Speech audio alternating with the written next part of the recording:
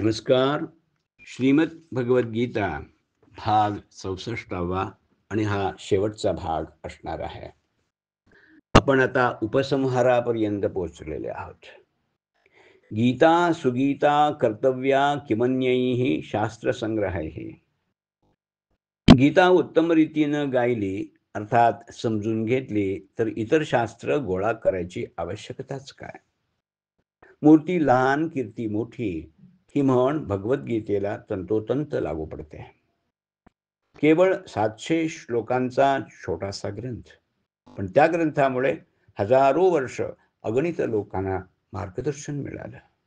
अंधारात चाचपडणाऱ्यांना गीतेच्या प्रकाशात मार्ग दिसला.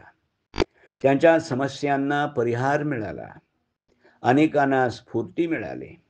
जीवनाची दिशा समजली. असा हा महान ग्रंथ आहे. थोर साधुसंत, विचारवंत, प्रकांड पंडित अशा अनेकांनी या ग्रंथावर भाष्य लिहून आपले विचार प्रकट केले. माझ्यासारख्या सामान्य माणसाला गीता जशी समजली तशी मी ती वाचकांपुढे ठेवली आहे. माझं प्रतिपादन सर्वस्वी बिनचूक आहे असा माझा दावा नाही. माझ्या लिखाणात काही चुका, दोष किंवा त्रुटी आढळल्यास कृपया त्या मला कळवाव्या. मी त्यांचा अवश्य विचार करून माझी मतं सुधारेन. माझ्या जीवनात भगवद्गीतेच्या अभ्यासानं जसं चांगलं परिवर्तन घडून आलं, तसं वाचकांच्या जीवनातही झालं तर मला अतिशय समाधान होईल. मी हे जे लेखन केलंय ते सार्थकी लागलं असं मी समजेन. वाचकांनी मी सुरुवातीला उल्लेख केलेली इतर पुस्तकं वाचावीत असा माझा त्यांना आग्रहाचा सल्ला आहे. ज्या पूर्वसूरींच्या लेखनाचा मी आधार घेतला त्यांचा मी अत्यंत ऋणी आहे. प्रत्येकाचं नाव न घेता मी त्यांना कृतज्ञता भावनेनं वंदन करतो. त्वदीयं वस्तु गोविंद तुभ्यमेव समर्पये. हे गोविंदा, तुझी वस्तू मी तुलाच समर्पण करतो. लेखक डॉक्टर विजय पांडुरंग जायदे. वाचक डॉक्टर अमृत राघवेंद्र यार्दे. रसिक श्रोते हो, आपल्यासारख्या रसिक, भाविक आणि चिकित्सक वृत्तीच्या श्रोत्यांबरोबर मी गेले 63 आठवडे अत्यंत आनंदात घालवले. डॉक्टर विजय पांडुरंग जायदे यांनी पहिल्याच भेटीत माझ्या विनंतीला मान देऊन या पुस्तकाच्या वाचनाची आणि हे पुस्तक आपल्यासारख्या सहृदय श्रोत्यांपर्यंत पोचवण्याची मला संधी उपलब्ध करून दिली.